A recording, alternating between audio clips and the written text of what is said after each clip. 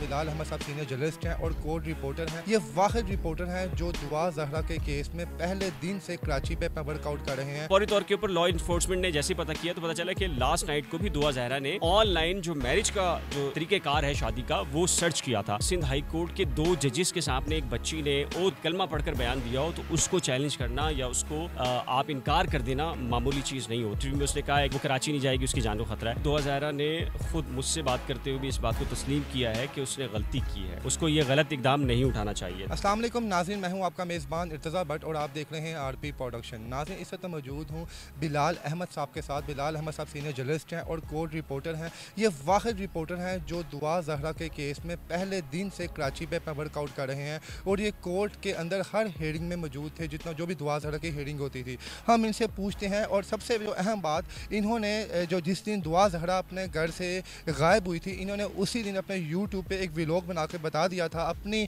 Assessment से कि दुआ जहरा जो है वो किसी ने किडनैप नहीं किया बल्कि वो अपनी मर्ज़ी से घर से भागी है। तो ये तमाम मामला हम इनसे पूछेंगे, तमाम सवाल कि इनके जहन में ये परसेप्शन कैसे आई थी और जब इन्होंने कोर्ट में हेयरिंग अटेंड की तो वहाँ पर क्या मामला अंदरूनी तौर पर देखते रहिए। अस्सलाम वालेकुम सर। जी वालेकुम सलाम। बहुत शुक्रिया कि आप स्पेशली लाहौर आए, हमें मिले आके आप। जी, मैं खुद भी इस केस की वो एक पहलू तो कराची का, दूसरा पहलू लाहौर से जुड़ा हुआ था। तो मुझे देखने वाले लोगों ने बहुत ज़्यादा कहा कि आप लाहौर जाकर इन्वेस्टिगेशन करें। तो अगर लोग मुझसे ये ख्वाहिश करते हैं कि मैं ठीक रिपोर्टिंग कर रहा हूँ और वो चाहते हैं कि मैं लाहौर जाकर भी देखूँ, दुआ जहरा से भी मिलूँ और ज़हीर की फ़ैमिली के वेयर अबाउट और पंजाब यूनिवर्सिटी के अंदर भी मिलूँ, तो मैं इस सिलसिले के अंदर यहाँ पर मौजूद हूँ। अच्छा बिलाल भाई, सबसे पहले तो शुरुआत करूँगा कि जिस दिन दुआ जहरा घर से गायब हुई थी, आपने उसी दिन ही कैसे असेस कर लिया था कि दुआ जहरा जो है किडनैप नहीं बल्कि घर से अपनी मर्ज़ी से भागी है? क्या इसके पीछे है? देखिए, मैं चूँकि कोर्ट रिपोर्टिंग करता हूँ और 15-18 साल से सिर्फ और सिर्फ मेरा एक ही शोबा है कोर्ट का, और कोर्ट रूम में डेली केसेस आते हैं 8 से 10 जो पेरेंट्स किडनैपिंग के केसेस कराते हैं और बच्चियों के अगवा के बारे में, और उसमें बच्ची प्रोड्यूस होती है और कहती है मैंने अपनी पसंद से शादी की है। तो और जो एज है यही 14, 15, 16, 18 साल की एज है। तो हमारे पास जो बुनियादी तौर पर जब भी कोई केस आता है तो हम चूँकि हमारा एक्सपीरियंस इतना ज़्यादा होता है तो उस बुनियाद के ऊपर हम अंदाज़ा लगा लेते हैं कि ये केस होगा और ये सिनेरियो होगा। जहाँ तक इस केस की बात है, देखिए मेरे पास कोई ऊपर से कोई चीज़ मुझे नहीं आई और मुझे कोई खुफिया चीज़ नहीं बताई गई थी। बुनियादी तौर पर एक जर्नलिस्ट का काम ये होता है कि उसके पास जो सोर्सेज होती हैं वो इन्वेस्टिगेशन करने वाले इदारे होते हैं। इससे बड़ी कोई इन्वेस्टिगेशन सोर्सेज नहीं हो सकती।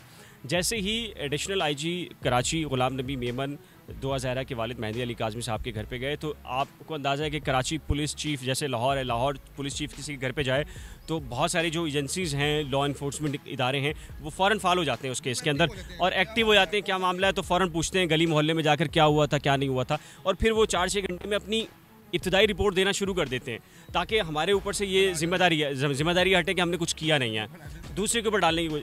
तो इसमें क्या हुआ, इसमें बिल्कुल एग्जैक्टली ऐसे ही हुआ। जैसे जैसे वो रिपोर्ट्स आती गई डिपार्टमेंट से, वो सारी रिपोर्ट्स मेरे पास आती गई, और वो रिपोर्ट्स जब मैंने पहला व्लॉग किया था तो मैंने रिपोर्ट्स दिखाकर किया था। और रिपोर्ट दिखाकर इसलिए किया था, देखिए जो इन्वेस्टिगेशन ऑफिसर वहाँ के थे, जो राउटर का जो डाटा था पूरा, यानी कि आपके घर में भी एक राउटर लगा होगा, उस जो मोबाइल यूज़ होता है। अच्छा, दुआ के पास एक टैब था और वो टैब लेकर आई थी। बहुत सारे लोगों ने मुझसे क्वेश्चन किया, यार टैब लेकर आ गई तो उसमें हिस्ट्री कैसे निकल आई? तो वो जो राउटर होता है वो मेन सर्वर का हिस्सा होता है, और जो मेन सर्वर वाला होता है वो भी पता होता है उसको कि आपके फ़लाँ लैपटॉप में क्या चीज़ हो रही है, सर्च क्या हो रहा है। तो इसी तरीके से वो फौरी तौर के ऊपर लॉ इन्फोर्समेंट ने जैसे पता किया तो पता चला कि लास्ट नाइट को भी दुआ जहरा ने ऑनलाइन जो मैरिज का जो तरीक़ेकार है शादी का वो सर्च किया था। फिर उसके बाद ब्रिलियंट एकेडमी जो स्कूल था जहाँ पर दुआ जहरा ने पढ़ा था, वहाँ के प्रिंसिपल से पुलिस ने जाकर इन्वेस्टिगेशन की। फिर बच्चियों से पूछा कि माइट भी कि टीचर जो है वो झूठ बोल रहे हो, प्रिंसिपल गलत बयानी कर सकते हैं। फिर बच्चियों को बुलाया गया जिन्होंने दुआ जहरा के साथ पढ़ा था, तो उन्होंने कहा कि 3 साल से नहीं आई थी, और फिर बहुत सारे इशूज़ ऐसे थे जो डिस्कस हुए, और लेकिन हमने उसको डिस्कस नहीं किया, बिल्कुल फैमिली इशूज़ थे। तो चीज़ बुनियादी तौर पर क्लियर उसी वक्त हो गई थी कि ये एक पसंद की शादी का है या दुआ जहरा अपनी मर्ज़ी से गई है। अब दूसरा एक पहलू था जो अब लाहौर के अंदर पहलू था, वो ये था कि इसके पीछे गैंगस्टर्स हैं। गैंगस्टर हैं और इस बच्ची को ख़रीद कर यहाँ बेचा जाएगा और यहाँ से फिर खुदा न खास्ता इसको दुबई। हाँ। कि ऐसे किया कि गैंगस्टर्स का भी यहाँ पे किस्सा है, तो ये पूरी मनगढ़ंत कहानी क्रिएट किसने की? देखिए उसी दिन सेम निम्रा काज़मी भी गई थी, लेकिन बाद में निम्रा काज़मी को भी सेम यही मैटर था, उसके फैमिली में मान लिया। लेकिन इसी का इसको मेहदी काज़मी साहब की बेटी को इतनी हाईलाइट क्यों देगी कि ये गैंग इसने लेके चला जाएगा इसको? उसके बारे में क्यों नहीं कहा गया जिसको भी गैंग लेके जाएगा? नहीं, उसके बारे में भी कहा गया था, लेकिन ये कवर अप स्टोरी किसने क्रिएट की ये तो मैं नहीं कह सकता, चूँकि किसी ने आकर नहीं कहा, अभी तक दावा नहीं किया। लेकिन मखसूस ऐसी शख्सियात इसके अंदर ज़रूर आई हैं, शामिल हुई हैं, जो कहा जा सकता है गैर ज़रूरी शख्सियात थी। अब वो जो भी थी, आपने भी सुना, आपने भी उनके स्टेटमेंट सुने होंगे, आपने उनके बयानात भी सुने होंगे, सब कुछ सुन लिया होगा। तो उसकी वजह से लगता है ये कि एक केस जो कम उम्र बच्ची की शादी का था, अब उम्र कम है या ज़्यादा ये नाम क्लेम आप कर सकते हैं ना मैं ये क्लेम मैं कर सकता हूँ। मेडिकल रिपोर्ट या अथेंटिसिटी होती है और वो मेडिकल रिपोर्ट आएगी तो उसे पता चल जाएगा। लेकिन ये क्लेम ज़रूर हो सकता है लॉ इन्फोर्समेंट की एजेंसीज़ की रिपोर्ट्स की बुनियाद के ऊपर कि बच्ची अपनी मर्ज़ी से गई थी या उसको अगवा किया गया। जो बताएं, जो आपने जो भी बात अभी बताई है हमारे जो व्यूअर्स को, ये बात 100% ऑथेंटिक है, यानी कि ये बाकायदा प्रूफ के साथ बात है? देखिए, जो रिपोर्ट्स होती हैं उसके ऊपर भी आप सवालिया निशान उठा सकते हैं। पुलिस वाला भी हो सकता है, किसी ने करप्शन की हो, दबाव का हिस्सा हो। ब्लंडर बात तो नहीं है ना, मतलब कि ऑथेंटिक के ऊपर बात तो देखिए उसकी वजह मैं आपको बता रहा हूँ, मैं टेक्नोलॉजी बेस्ड चीज़ आपको बता रहा हूँ। टेक्नोलॉजी जो आपको बता रही होती है ना, वो झूठ नहीं होती। भले से आप उस टेक्नोलॉजी को शैतानी जाल कह लीजिए, लेकिन वो जब कहती है तो सच बताती है। आप और मैं यहाँ पर कहाँ मौजूद हैं, ये टेक्नोलॉजी बता देगी। आप जितना भी झूठ हम बोल रहे हैं, पता चल जाएगा कि हम यहाँ पर कहाँ खड़े हुए हैं। तो बुनियादी तौर के ऊपर ये एक कवर अप स्टोरी थी और वो फिर आपको लाहौर के अंदर भी वो पता चल गया उसका। फिर जब सिंध हाई कोर्ट में 2 ज़ाहिरा प्रोड्यूस हुई, और देखिए जो मजिस्ट्रेट के सामने बयान के ऊपर तो फिर भी आप बात कर सकते हैं, लेकिन अगर सिंध हाई कोर्ट के 2 जजेस के सामने एक बच्ची ने ओथ यानी कलमा पढ़कर बयान दिया हो, तो उसको चैलेंज करना या उसको आप इनकार कर देना मामूली चीज़ नहीं होता। इसीलिए जो सुप्रीम कोर्ट ने भी बच्ची की बाजियाबी के बारे में जो चीज़ें थी उसको नहीं माना, और सुप्रीम कोर्ट ने भी कहा कि ठीक है, अगर आप मेडिकल कराना चाहते हैं तो वो एक आपके पास एक लिबर्टी है, तो आप उसको आप इंटरटेन कर सकते हैं।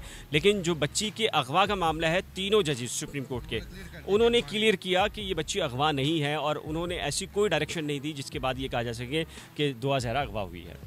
सर, आप वहाँ पे हर हियरिंग में मौजूद रहे हैं। दुआ ज़हरा लास्ट टाइम भी सिंध गई है और सिंध हाई कोर्ट ने जो है दुआ ज़हरा के हक़ में ही फैसला किया जनाब जी, जो अकॉर्डिंग टू उन्होंने जो रिज़ल्ट के बाद। तो अब नेक्स्ट स्टेप किया, अभी भी उसके जो वालिदैन है दुआ ज़हरा के, वो उन्होंने लास्ट एक वीडियो वायरल हुई कि उसके बाद में सर पे कुरान मजीद रखा और जो भी किया, इट मीन्स कि फिर लोग कैसे ट्रस्ट करेंगे इस चीज़ के ऊपर कि कौन सच्चा है कौन झूठ है? नहीं देखिए, इस पर तो मैं बात नहीं करूँगा, वो उनका फेल है। जो उन्होंने कहा, सच कहा, गलत कहा, ये पब्लिक खुद फैसला करे कौन ठीक है कौन गलत। मैं तो सिर्फ लीगल तौर के ऊपर आपको बता सकता हूँ, अपने आपके देखने वालों को बता सकता हूँ। लीगली देखिए, जब आप एक केस को एक से ज़्यादा मर्तबा तूल देने की या उसको मज़ीद फाइट की खींचने की कोशिश करते हैं, तो वो केस डी ट्रैक्स होते हैं, और डी ट्रैक्स के जो केसेस होते हैं वो ब्लाइंड केसेस में आ जाते हैं। और फिर जब जैसे एक ब्लाइंड गोली होती है, अब हवाई फायरिंग होती है, तो वो कहाँ गिरी है किसी को भी डैमेज कर सकती है। तो फिर ये होता है, फिर इसमें इसी के नौयत के फैसले होते हैं। एक मजिस्ट्रेट का ऑर्डर आ गया, फिर 2-4 दिन में दुआ ज़हरा लाहौर हाई कोर्ट चली जाएगी। जो लगता ये है मुझे, क्योंकि उसकी जो तासुरात हैं उसके यही कि एक इंटरव्यू में उसने कहा है कि वो लाहौर हाई कोर्ट से या सिंध हाई कोर्ट से रुजू कर लेगी, वो कराची नहीं जाएगी, उसकी जान को ख़तरा है। तो ये अब ये चलता रहेगा इससे, जब तक इसका कोई सोल्यूशन नहीं निकलना, जो फैमिलीज़ ने निकालना है, आप समझ रहे हैं। तो जब तक फैमिली सोल्यूशन नहीं निकालेंगी, ये इस तरह चलता रहेगा। एक तरफ से जाएगा बॉल, इस तरफ जाएगी, फिर उधर से जाएगी। उन यूट्यूबर्स के लिए क्या कहेंगे आप, जो कराची में भी थे, लाहौर में भी थे? लाहौर वाले अपनी मर्ज़ी का मंजन बेच रहे थे, कराची वाले अपनी मर्ज़ी का मंजन बेच रहे थे, और जो ऑडियंस थी वो 2 हिस्सों में बढ़ चुकी थी। तो आपको क्या लगता है कि इस केस को ख़राब करने में कि यूट्यूबर्स का हाथ है या वैसे ही माँ बाप ने ज़्यादा इन्वॉल्व? देखिए, मेरे ख़्याल से तो यूट्यूबर्स से ज़्यादा जो आपके और हमारे देखने वाले होते हैं, उनको थोड़ा सा कोशिश करनी चाहिए कि चीज़ें जज्बात के बजाय अगर कोई कहीं कानूनी नुक्ते अगर हम खुद भी कोशिश करें समझने की, तो चीज़ें खुल के वाज़ेह हो जाती हैं। लोग देख रहे हैं तभी तो एक यूट्यूबर्स हैं जो असल हकीकत को जानते बूझने के बावजूद जो है वो डी ट्रैक कर रहे हैं, गलत रास्ते के ऊपर लेके जा रहे हैं। लाहौर के अंदर भी, कराची के अंदर भी बहुत सारे ऐसे यूट्यूबर्स हैं जो कहते हैं कि यार हम गलत कर रहे हैं, लेकिन चूंकि मसला ये है उनकी व्यूवरशिप ज़्यादा है, वहीं से मिल रही है। क्रेडिबिलिटी भले से आज का पता है, क्रेडिबिलिटी आज किसी को नहीं चाहिए, एक वो जर्नलिस्ट का व्यूवरशिप ही चाहिए होती है। तो व्यूवरशिप बढ़ाने के लिए सब कुछ कर रहे हैं, तो अब ये उनका फेल है। लेकिन मेरे ख्याल से लोगों को, जो देखने वाले लोग हैं, उन्हें ये खुद थोड़ा सा असेसमेंट करना चाहिए कि अगर उनकी इनकरेजमेंट होगी तो डेफिनेटली वो मज़ीद ऐसी चीज़ें करेंगे। इसमें इनकरेजमेंट को रोकने की ज़रूरत है। फिलहाल भी लास्ट क्वेश्चन होंगे, इस पर अपना इंटरव्यू वाइंड अप करूँगा। एक तबका कह रहा है कि दुआ ज़हरा ठीक है और एक तबका कह रहा है कि दुआ ज़हरा के वालिदैन ठीक है। मैं आपसे ये फैक्ट्स के मुताबिक पूछूंगा कि आप वहाँ पे हर हियरिंग में मौजूद थे, आपने तमाम इनके जो हैं रिजल्ट्स देखे हैं, कि आपके मुताबिक अन फ्यूचर में क्या होगा सर? देखिए, ये सवाल जहाँ तक कौन ठीक है कौन गलत है, ये फ़ैसला तो आवाम ने करना है, कोर्ट ऑफ लॉ ने करना है, और वो कर रही है। कोर्ट भी कर रही है और पब्लिक भी कर रही है। जहाँ तक दुआ ज़हरा की गलती का मामला है, दुआ ज़हरा ने ख़ुद मुझसे बात करते हुए भी इस बात को तस्लीम किया है कि उसने गलती की है, उसको ये गलत इक़दाम नहीं उठाना चाहिए था। और लेकिन वो उसकी वजूहात भी दे रही है, रीज़न्स भी दे रही हैं। अब ये फैमिली क्या हुआ था उस वक्त एग्जैक्टली घर से निकलने से पहले उसके साथ क्या नहीं हुआ था, अब ये फैमिली जानती है। अब जब तक, जहाँ तक आपकी बात है क्या होगा, तो डेफिनेटली लॉ ने अब तक जितना केस है, अगर आप देखें तो लॉ ने दुआ ज़हरा को प्रोटेक्ट किया है। 99% हमने देखा उसी को प्रोटेक्ट किया। क्योंकि अगर उसकी उम्र अगर 16 साल निकल आती है तो ऐसी सूरत में तो वो अपने शौहर के पास जाएगी। लेकिन अगर एक लम्हे को मान लीजिए कि 14 साल भी निकल आती है तो वो पेरेंट्स के पास नहीं जाएगी, बल्कि वो दारुल अमान जाएगी। और जो दुआ ज़हरा है वो ये कह चुकी है कि वो दारुल अमान जाना बेहतर समझेगी अपने वालिदैन के बजाय। तो अब ये सिचुएशन है, इसके बाद तो मेरे ख्याल चीज़ें क्लियर है। जी नाज़रीन, आपने देखा कि बिलाल साहब हमारे साथ मौजूद हैं, जो कोर्ट रिपोर्टर हैं, और इन्होंने हर वो चीज़ बताई जो इन्होंने वहाँ पे एनालिसिस की, जो इनके सामने रिपोर्ट्स आई, और इन रिपोर्ट्स और फैक्ट्स के मुताबिक दुआ ज़हरा ने जो कदम उठाया है, सिंध हाई कोर्ट ने यही कहा कि दुआ जो है वो बालिग व आकिल है। अभी भी हम उसके साथ हैं और आइंदा आने वाले वक्त में भी उसके साथ होंगे। लेकिन अनफॉर्चुनेटली अगर उसकी मेडिकल रिपोर्ट में कोई एरर आता है, वो बिलो 16 पाई जाती है, तो फिर भी वो लड़की ने कहा है मैं अपने घर जाने की बजाय दारुल अमान में जाना बेहतर करूँगी। सर, एक आखिरी मैसेज है, आप 16 साल से इस केस को डील कर रहे हैं, इस किस्म के केस को, आप हमारी बाकी नौजवान लड़कियों लड़कों को क्या पैगाम देंगे? देखिए, बहरहाल मैंने बार बार ये कहा है कि अगर मैं फैक्ट्स जो बता रहा हूँ और वो फैक्ट अगर दुआ ज़हरा और ज़हीर के हक़ में जा रहे हैं, तो इससे कतई मतलब नहीं है कि जो उनका इक़दाम उठाया गया है उसकी मैं हमायत कर रहा हूँ। ये इंतहाई गलत इक़दाम है, इंतहाई गलत इक़दाम। जब आपकी ज़िंदगी का वो एरिया, जो उम्र है, वो हिस्सा जिसमें आपको तालीम हासिल करनी है, कैरियर बनाना है, अच्छी ज़िंदगी गुजारनी है, अगर आप इस तरह का जज्बाती फ़ैसला कर तो लेंगे, लेकिन ये दूररस नहीं होता, आपको चंद ही अरसे के बाद अंदाज़ा होना शुरू हो जाता है। और मैं कोट कर रहा हूँ, और मैंने जो एक्सपीरियंसेस देखे हैं इस तरह के केसेस के अंदर, साल 6 महीने के बाद वो रवैये चेंज होते हैं। 90% डिवोर्सेस में आता है। जैसे प्रैक्टिकल लाइफ शुरू होती है तो मोहब्बतें अपनी आप स्पेस ख़त्म होता है, प्रैक्टिकल लाइफ नीड्स बढ़ती हैं, तो नीड जब आना शुरू होती है तो फिर आपको अंदाज़ा होता है कि यार ये तो कहानी चलने वाली नहीं है। यानी कि अकॉर्डिंग टू, देखिए नाज़रीन, इनके मुताबिक मेरे प्यारे बहन भाइयों जो अभी यंग हो और प्यार मोहब्बत पड़े हुए, इन्होंने अपनी ज़िंदगी के 16 साल कोर्ट में गुजारे हैं और ये बता रहे हैं कि ये प्यार मोहब्बत सिर्फ 6-7 महीने चलता है। तो मेरी गुजारिश है आप सबसे कि अपने माँ बाप की प्रायोरिटी को अहमियत दें और अपने ये इश्क मशूकी को छोड़ें और कोई अपने करियर की तरफ तवज्जो दें। बहुत शुक्रिया सर, थैंक यू।